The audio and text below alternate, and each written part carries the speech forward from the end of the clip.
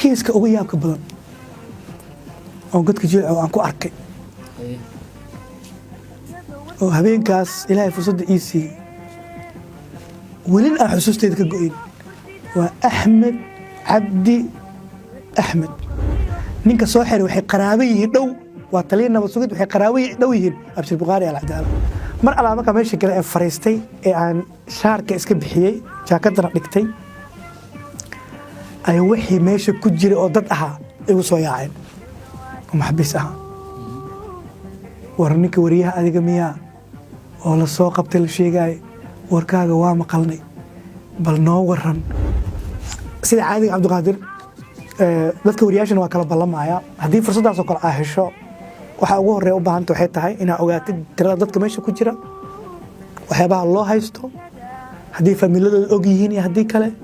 haddii wax contact aad ka heli kartid dadka u xirxiran nabad sugidda Mahad Salaad uu hogaamiyo ilaahay hortiisna waxaan ka qiraaya maantana kuu sheegaya anigoo aan indhahay ku soo arkay inay dhammaantood ahaayeen dad ka soo jeeda qabiilada aan hubka haysan sidee ku ogaatay waxaan weydiiyey mid kasta magaciisa magaca hooyadiis iyo qabiilkiisaan weydiinay iyo sababta meesha loo keenay dadka aan meesha kula kulmay aan weydiiyey waxaa ka mid ah Sahal wiil la yiraahdo oo bajaajla ka ah oo degmada Boondheer laga soo qabtay waxaa meesha ku jiray nin darawal ah oo magaciisa Cusmaan igu sheegay qabiilka hadama ah maqal waanadu wixii la dawtiin yaha xaq dhowr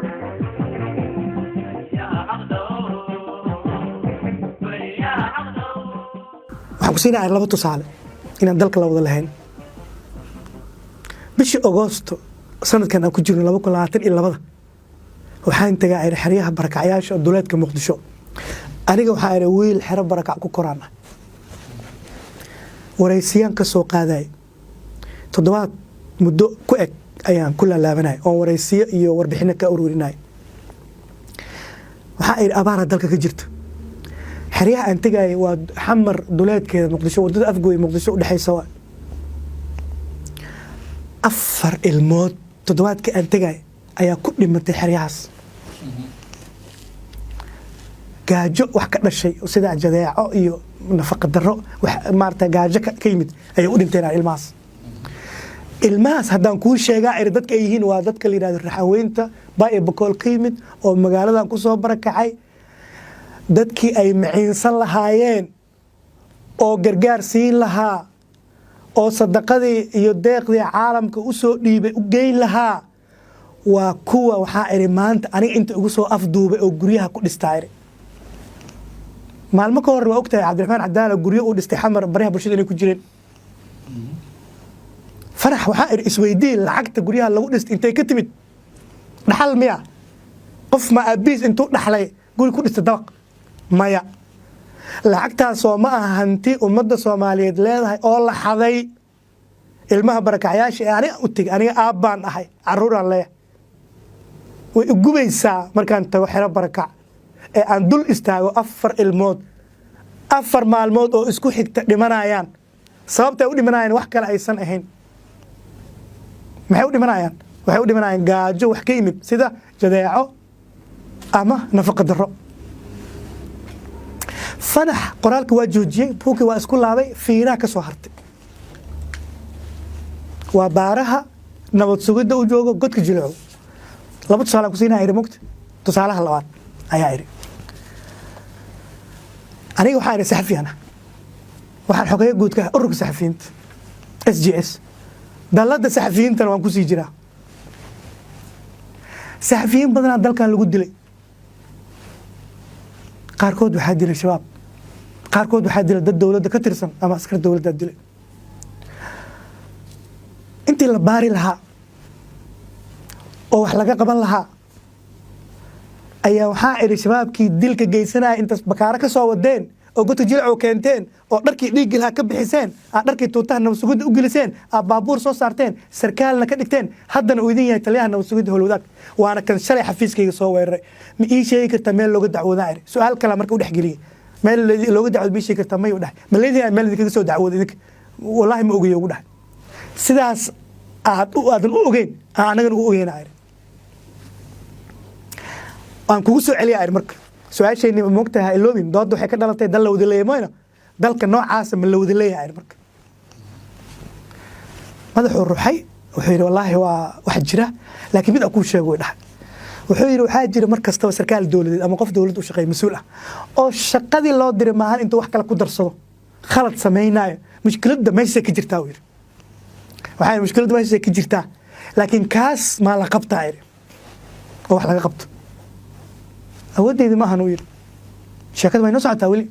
wuu sii socday wuxuu ugu yidhi niyow ma ogtahay 10 sano u dambeysay in isbedel dhacay oo wadanka isbedel la imaanayeen xaaladdu meeshii hore ay taageen waa saxa in isbedel la dhacay xaaladdu meeshii hore ma taagin waxba imaanay laakiin hasha midoo maqama taqaanaa ay maxay too ila waxa isla xisaabtanka accountability wax la dhaho isla xisaabtan ma jira ay cid la xisaabtamo wadankan oo dambi ay gashay la xisaabtamo ma jirta ay shacabka la dhibaa la dulmiyaa la rafaadiyaa oo kaliya inta markay marayso ayuu wuxuu ugu dhahay wax yar ii naso nin oday ah ayuu u yeeray wuxuu yiri ninkan kaxay banaanka kursi u dhig barxadda godka jilcow ninka yaqaana meesha balabalada aan ku sheegay ayaa kursi la ii dhigay waa habeen qam ah oo mugdi ah nalal hore ka babaxay iyo kuwo ay dhulka ku dhijiyeen dhulka meesha oo interlock ah ay ku dhijiyeen oo guduud iyo cagaar iyo buluug wax noocaas oo kala ah maahane inta kala qam waa meeshii ayaan fariistay meeshii markaan fariistay ayaa waxaa saacada 3 saac camal markay tahay soo galay baabuur gudaha u soo galay oo laba shirey ah oo kuwa bullet proof ka ah waxa ka soo degtay 3 nin 3 nin kamid wuxuu ahaa darawalka wuxuu la socday 2 nin oo kale baabuurka saarneed gudaha u galeen daqiiqada kadib la yeer gudaha u soo galay labada nin oo socoto nin waxa la dhahaa Dr. Maxamed Xasan ninna waa taliyaha baarista u sareeya nabad sugidda magaciisa waxaan ku maqlay Maxamuud lahjada uu ku hadlayo waxay ahayd lahjada reer waqooyi ay ahayd wuu fariistay aniguna kursiga ka soo horjeedan fariistay wuxuu yiri Cabdalla adiga miya waan ku yiri wuxuu ugu dhahay halkan maxaa u timid inta ku qosla waxa ay halkan waxa u imid idinka raba inay sheegtaan aniga ma aha wuxuu yiri maye halkan say ku timid sida halkan ku timid iiga sheekay waxaan ku yiri airportkan joogay waa la soo afduubtay baabuura lagu soo ritay meeshaan la keenay sidii aan u fadhiyaa haye wax kalena ma dhicin wuxuu ugu dhahay maanta wax miyaa qortay mise shir jira miyaa qabatay waxaan ku iri maanta ma ahane waa kaa qaldan tahay shalay ayaa xafiiskeena la soo weeraray muuqaalka CCTV kamarada nimanka xafiiska soo weeraray oo wajiga u duumaya nimanka xafiiska soo weeraray oo wajiga u duumaya ayaan soo publish gareynay marka Facebook aan ku publish gareynay maxaa u sameeyay ugu dhahay ayagu maxay xafiiska doonayeen iyagu maxay xafiiska ka soo doonayeen wuxuu yiri soo ma noqon karta sir ciidan waxa ay sir ciidan waxay noqon kartaa marka aan idin soo doonto meeshii idin kugu imaado inta xafiiskeyga iyo gurigeyga igu timaadeen oo sida tuugadii aad u soo dhacdeen ma ilaadaha ay sir ciidan waa maxaa ka rabtiin ay waa iga aamus doodas ma dhamaatay wuxuu yiri waayahay ana hadda si fiican baan kula dhaqmaynaa meeshaas nala sii joogaysaa ogow waana tagay ninka marka lagu celiyay Cabdiqaadir banaankii aan fadhiyay ayaa lagu celiyay marka banaankayga iska fadhiyay banaankaas u fadhiyay aad ayaan u fuuq baxay waxaan ka wadaa kuleelka jiray iyo maanta qadadii oo igu dambeysay habeenkan waxa maray 4 saac habeenimo wax biyana ma nacabin waqti jirka bani aadamka wuxuu u baahan yahay biyo badan u baahan anuu waxaan dadka aad ku biyo abka badan marka maadaama biyo aan cabin aad baan u maartay u fuuq baxay afka gaar ahaan aad buu carabka ii qalal marka inta banaanka fadhiyay ayaan aad u fikiray odaygii waardiyaha oo igu soo dareen ayaan u yeeray waxaan ku iri masquul meelaha ma ka dhowda marka wuxuu yiri mid baa albaab ku taalo iridka meeshan waa wada mugdi ma arkaysid musqusha marka waxaan ku dhahay musqusha ma isticmaali karaa markaasuu yiri isticmaali kartaa waan soo dhaqaaqay musqushianga isboobsi u yiri marka musqushiyan galay musqusha markaan galay musqusha waxay leedahay tuubo oo biyo culus oo biyaha xaafadaha boondheer dadka yaqaan biyoodu waa culusiin musqusha marka biyada waxaan sameeyey waan gacmo dhaqday marka biyaha musqusha ayaan wax ka cabay waxaan u samaynayaa waxay tahay maadaama jirkaygu aad u haraaday oo aad u qalalay aanan u adkeysan karin haraadka u adkeysan karin isla markaana aanan rabin nimankan waxooda inaan isticmaalo oo ay isku dayayaan fursad ay ugu sameeyaan ayaan marka uga gaashaantay waxaan ka qaatay biyii intii ayaan ku degay kursigayaan ku laabtay cabdiqaadir waxay dib iigu yeereen 5 saac habeenimo markay tahay isla qolkii ayaan ku laabtay sheekadii meesha nooga sii socotay fanax ayaa weli fadhiya wuxuu i weydiiyey wuxuu i dhahay shirki jiraacid aa qabateen niyad jabin soo looma arki karo ciidamada waxaad tiraahdeen waxaa la socda maleeshiyaad waxaan ku idhi ii jooji meeshaas war fiican waaye ciidamada maleeshiyaad waa la socdaan ani waa run macuusleyda maxay yihiin ani maleeshiyaadka qabiilada yay yihiin ani soo maleeshiyaad ma ah masaajid may ka adimaan may wuxuu yidhi soo niyad jabin soo looma qaadan karo dhegeysaan ku dhahay terminolojiga erey bixinta ayaa maleeshiyaad ka dhigays waana yihiin ani war saxaafadeedka waa ku dhahaynaa berri waa dhaha caawa dhaha maalin kastana waa dhahaya haddaan muddo inaan bedelayno wax la bedelaya ma aha inay maleeshiyaad yihiinna arrimahan soo socda dartood dhegeysaa eri kuna qana marka ugu horeysa macawiisleyaa la dhahaa eri horta macawiisay wataan eri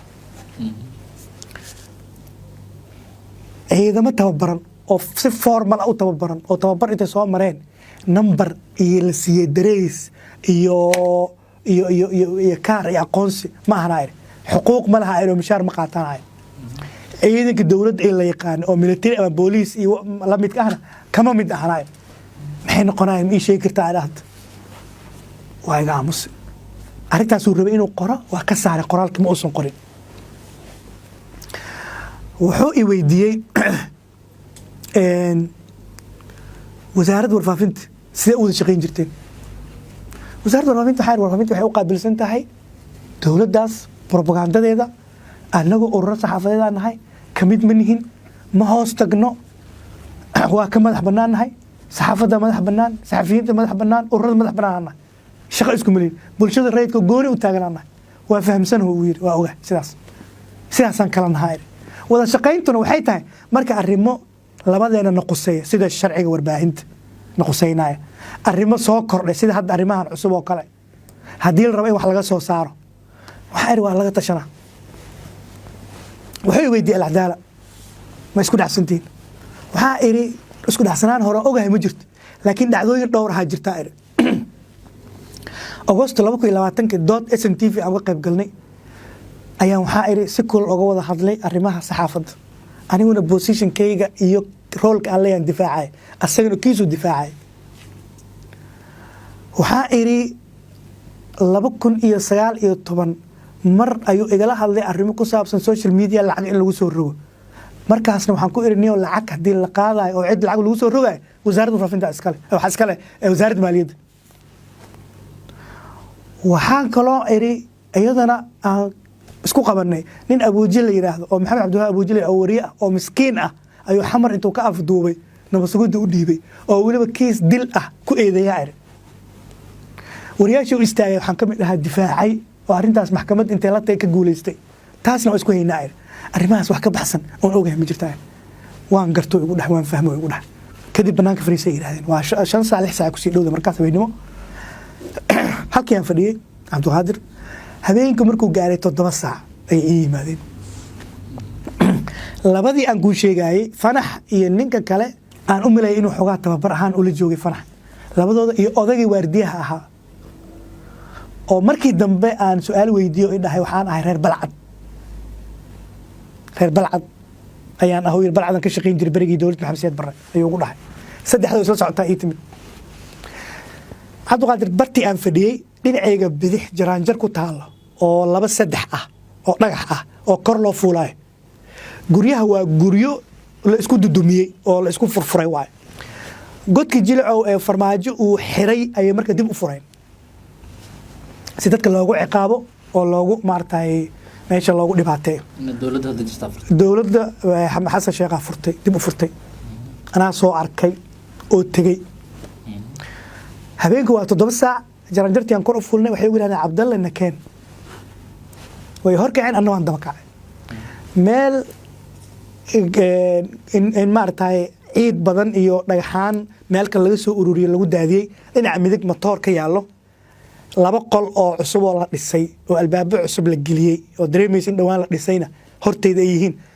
ayaan markaan 15 talaabo soconay dhinaca bidix u leexanay dhisme shub wada ah wada qamaamudan oo gudihiisa dhismayaal kale ku sii dhex yaalaan ayaan bidix u galnay albaab ayaa la furay albaabka labaad markii aan gaarnay ayuu ninkii odaga ahaa oo aan ku dhahay waa reer Balcadka ay albaabkii furay waa furahaye albaabkii ayay soo fureen kursi meesha yaala ayay yiraahdeen kursigan ku sii yar fareyso wax yarna sug marka gudahay galayaan dadka kale oo meesha ku xiran ayay rabaa inay kala xareeyaan si aniga ii arkin ama aniga aan u arkin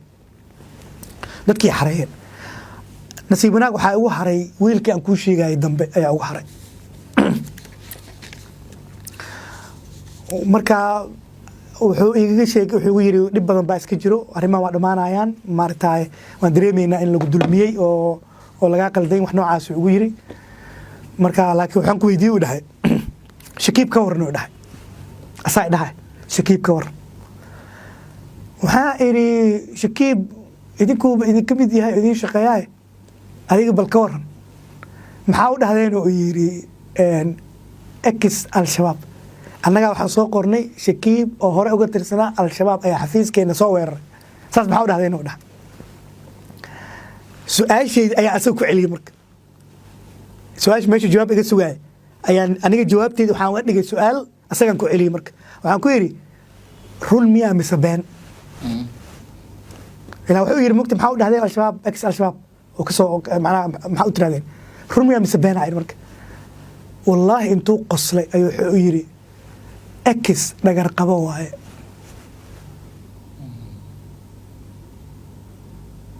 ayuu yiri markaas waxaan ku yiri de su'aasha wadi jawaabteeda adaa bixiyo waana naga dhantahay hadalka meesha nooga xirmay maxaabiistii xareeyeen labadii kala soo laabatay fanaxa ii yimid wuxuu ugu yiri halkaan ku gelinayna way hayr halkii way geliyeen waa qolal 10 iyo 10 iska soo horjeeda geesaha shishe musqulo yar kaga yaalaan meel dhexe oo la maro u dhaxayso qolalka iska soo horjeedaan dhulka waa inta dhexe waa mutuleel laakiin gudaha qolalka waa sagxad shamiita qolal yar yar 1 mitir waaye Cabdulqaadir 1 mitir waaye albaab bir ah oo birta culus ah ayaa ku daboolan wax daaqada oo uu leeyahay ma jirto marka isha intaan ka gaari karay 10 iyo 10 ay ahaayeen dadka dhanna waa la xareeyay habeenkii daba laakiin fursad heli doonaa habeenka hore fursad ma helin marka gudaha ay geliyeen gudaha markay ay geliyeen 7 saac habeen markaas si dhaafaysa jaakadii iyo shaarki iyo surwaalka dharkii aan qabay oo airport uga imid ayaan wili sida u wataa marka intaas albaabka ugu xirnaa waxaa iri hal mar aan soo weysaysto si aan cishaha u tukado suuliga aan tagay suuliga ayaan ku weysaystay mar kalena biyihii dhanaanaa oo meesha ka socday oo musqusha ka socday ayaa haddana gacanta u dhigtay si aan u fooq maarta u soo ceshto maarta dareerihii badnaa iga baxay markaan ka soo baxay suuliga waxaan arkay musqusha banaankeeda sharooto faashad ah oo kuwa dhaawacyada la saaro ayaa albaabka yaalay sida aan qiyaasay habeenkii dambena aan arki doono waxay ahayd dad dhaawacyo qaba oo meesha ku jiray ayaa jiray oo waxaas faashadaha iyo ay maarta ku daboolnaayeen oo qaarkood jirdil iyo dhibaato ay u geysteen waana kaaga sheekeyn doonaa haddii ilaana dib ayaan qolka ugu soo laabtay 1 mitir ahaa odaygii ayaa albaabka kor igaga xiray marka hawana male iftiinna male waa qam waana habeenkii markiis cishaha meesha ku tukaday adkaarteedaan akhristay marka haddii aad darbiga saarto dhabarka lugahaaga waxay taabanayaan albaabka ayay taabanayaan halkii ayaan ku jiray joodari iyo sal irmeel maya maya waa sagxadda dhulka shamiitada ah oo guriga sidii loo dhisay ah waay guriguna waa shub guduhu uu ka shuban yahay marka uu shuban yahayna albaabka kor kaga sii wareegna marta kor ku sii xiran marka waa albaab kale ku sii dhex yaal waaye marka waxa waa ma jirto marka markii la maraayay 9 saac habeenimo ayuu naqaska igu dhagay 9 saac habeenimo ayuu naqaska igu dhagay jeer aan gaaray inaan u malayo inaan dhimanayo xaqiiqatan oo neeftu aad iyo aad igu dhigtay ayaan gaaray marka waan istaagay tababaradii hore aan qabay waxaan fahmayay in qofku markuu u fadhiyo waxoogaa isku jiro oo jirkiisa iyo sababadiisa iyo wixiisa inay isku jiraan laakiin qofka markuu istaago waxoogaa u kala baxay marka waan istaagay sababta u istaagay waxay ahayd inaan iskala bixi iyo in haddii albaabka iyo meesha ay iska qabanayaan birta iska qabanayaan wax hawo ah aan ka heli karo marka waxaan isku dayay inaan aad u neefsado iraahdo aniguna waxaan qabaa xasaasiyad ayaan qabaa xasaasiyadaasna waxay mararka qaarkood saameyn ku yeelataa aadan u caburaa ilaa hadda waan dareemayaa sidaas ayaa salaada subaxeed aan ku gaaray salaada subaxeed markii la gaaray ayuu odayga yimid albaabka iga furay wuxuu yidhi waxaan kuu ogolnahay inaad soo weysaysato suurigaan ku laabtay waan soo weysaystay haddana kor igaga xiray saas waxaa meesha ku tukaday 3 saac subaxdii markay ayuu ii yimid wuxuu yidhi nakeen waa ikaxay meeshii aan hadday soo mareen matoorka u yaalay 2 qolo ku taalo cusbeed aan ku sheegay qolka u geeseeya oo dhinacna masquul uga taala ayuu wuxuu ii dhigay sajaayad salliga midka weyn ah oo lagu tukada camal ah ayuu ii dhigay darin camal ah meeshii aan joogay maalinkii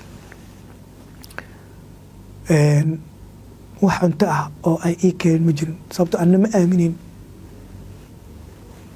iyaguna waxay ka ahayd inay ciqaabaan ay ka ahayd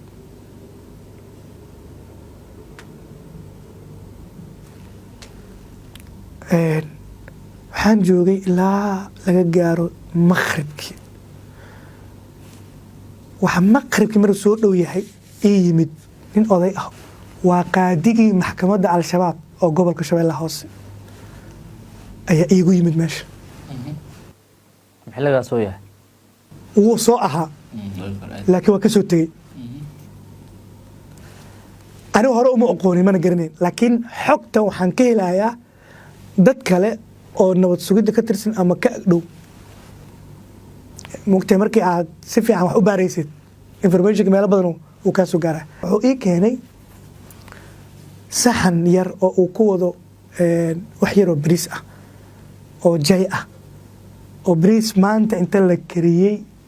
isagoo afka feedan laga tegey oo qalalay ayuu ii keenay marka wuxuu yidhi intaana lahaayaa maadaama aan ka shakisnaa waxba ka cunaynin waxaan ku yidhi intaana ma cunaayo oo ma baahni wixiina haysta wuxuu ii yimid salaada maqrib intaan la gelin wuxuu yidhi waan ku celinaynaa waxaan kugu celinaynaa meeshaadi isaga iyo odagii xalay albaabka igu xiraay ayaa ii yimid labadooda way ikaxee waxaa marka weydiistay baaga aan watay waxaa igu jira kaniin xanuun baabi'i ah maalmaha ka horreeyey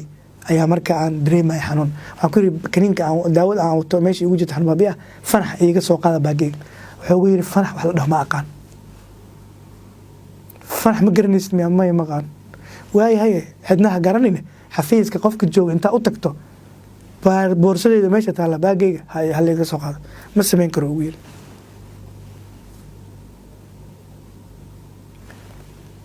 kaniinka waxa ii weheliyey kaniinka xasaasiyadda ii weheliyey marka xasaasiyad sanboor daran baa marka ay hayay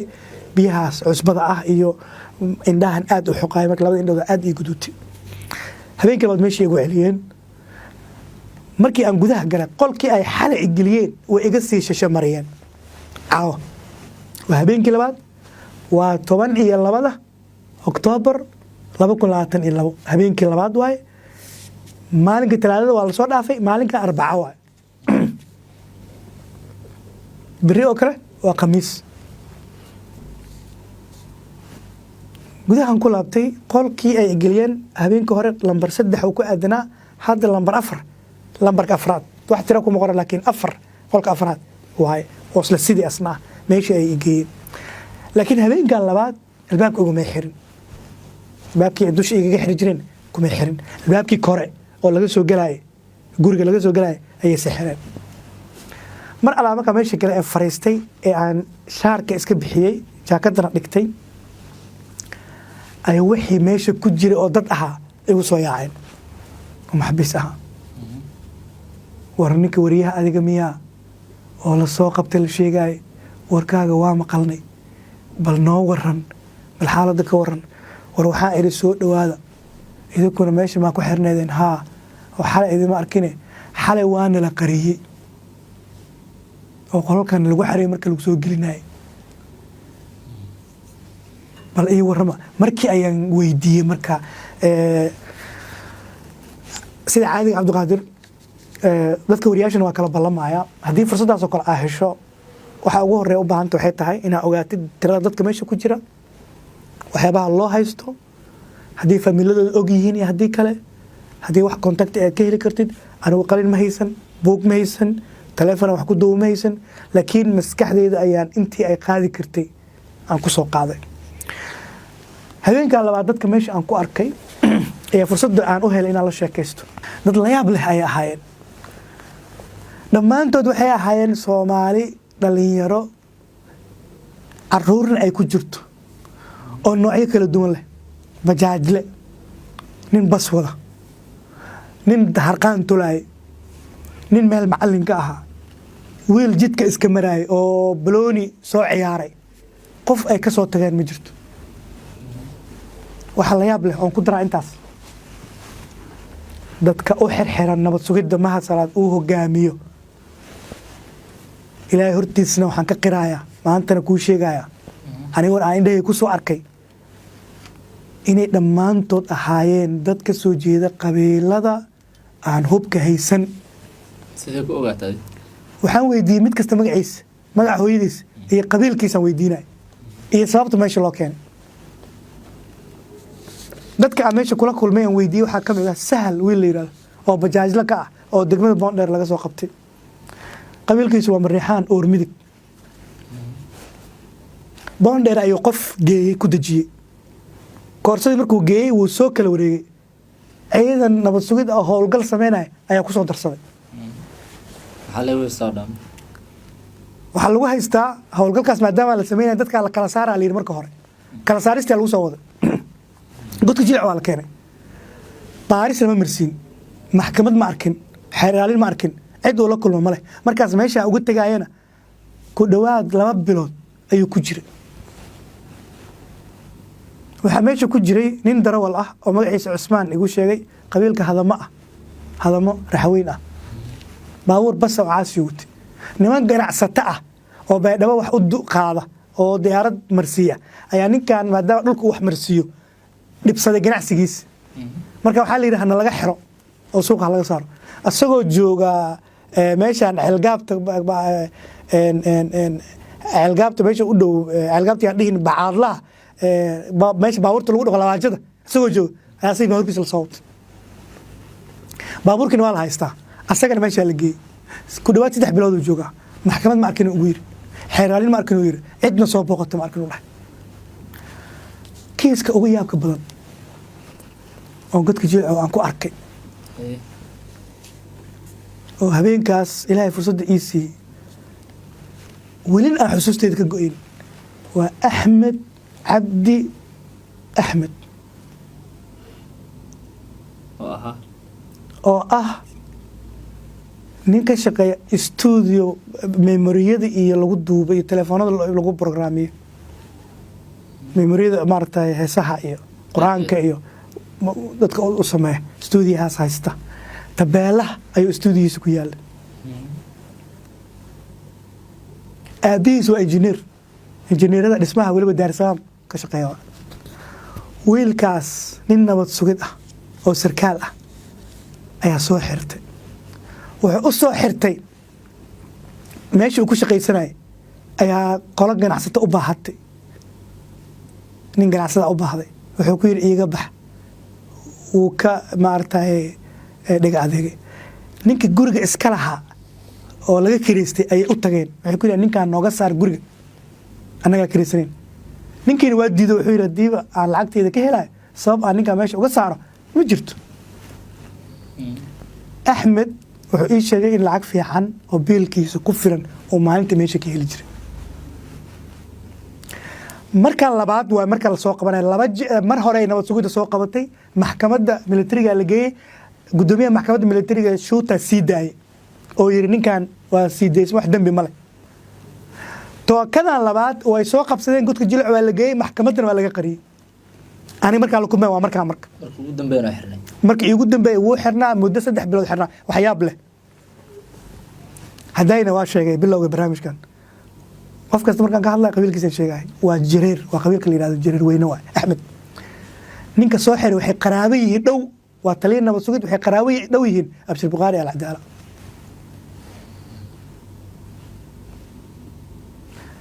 waxyaab kale marka waxay tahay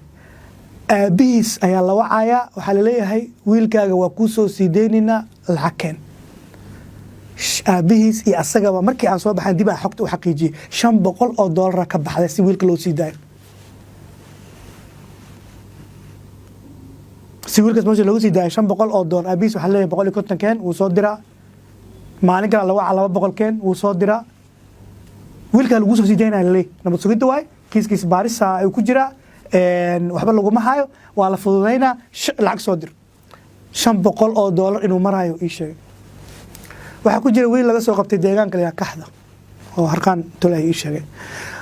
dadku aan la kulmay meesha aan kula kulmay sodomeeyo ay ahaayeen waxaa ku jira wiil yar oo xamar jadiid laga soo qabtay oo da'diisa 14-15 jir ah 14-15 jir ma la geyn karaa godka jilco maxaase dembi oo loo qabsan karaa haddiise uu jiro dembi loo hayo maxaa godka jilco loo geeyey miyaysan jirin meelo kale oo la geyn karo miyaysan jirin waxaan arkay nin ay bac ku dhalaaliyeen korkiis maskaxdana ka xanuunsan dhimirkana ka xanuunsan oo xaaladdu si noqday oo wada qaawan oo nimanka maxaabiista meesha ku jira ay u qaboynayaan habeenkii ay u qaboynayaan cabdiqaadir markuu aad u kululaado oo jirkiisa uu maaragtay dheecaan badan yeesho sababtoo xabadkii ilaa calooshii jirkii oo dhan ayaa bac la dhahay bacda baastada waay ay intay dab ku dhajiyeen ayay ku dhajiyeen ku tifjiyeen iyagoo dhahayo dembi qiro arrintaas waxaa ilaahay mahadiisa inaan helay cadeymo kale oo ilaa 40 kiis kale ah oo ka duwan kuwaas ayaan dib markii dambe aan ka helay dadka ay nabad sugidda qabato badankoodna waxay ku sameeyaan noocaas oo qirashada dadka arkaysta oo kaamarada laga duubayo badana waxaa lagu sameeyaa qofka inta la dilo oo la jir dilo oo la baabi'iyo oo la rafaadiyo ayay dhahaan qiro dembiga qiro waa kusii deyninaa ama waxay dhahaan waa kiiskaaga fududaanayo waxaad tidhaahdaa waa idinla shaqaynaa nabad sugidda wixii aan ogahan soo sheegaya waxaan soo qaqabanaya shabaabka saas noo dheh ayay dhahaan qofka hadduu dhaho ma sameynaya waxay dhahayn taliyaha naga rabo taliyaha haddii kale ma kusii dayn karno hadduu taliyaha xogtaas helin dadkaasaan arkay oo meesha ku jiray kiisas badan oo kalena insha Allah waan kaaga warrami doonaa habeenkaas halkaas ay arrintii ku dhamaatay maalin habeenkii meesha kuma dhamaysan qiyaastii 3 saac bar 4 saac markay ahayd ay albaabka soo garaaceen albaabka markii soo shanqaro maxaabiista way yaqaan albaabka markuu soo shanqaro way soo geli rabaan waa la kala cararay maadaama maxaabiista ay la sheekeysanayeen oo aan xog isiinayeen way kala carareen waxaa yimid ninkii odaga ahaa furhayaha ahaa ee aan kuu sheegayey wuxuu yidhi cabdalla muumin soo baxa waan raacay wuxuu igeeyey xafiiska boorsadeydii iyo telefoonadii wixii ii soo bixiyay waxay alaabtaada waatan wax maa kaa maqan hadda waan u sheegay lacag $1,200 maqanta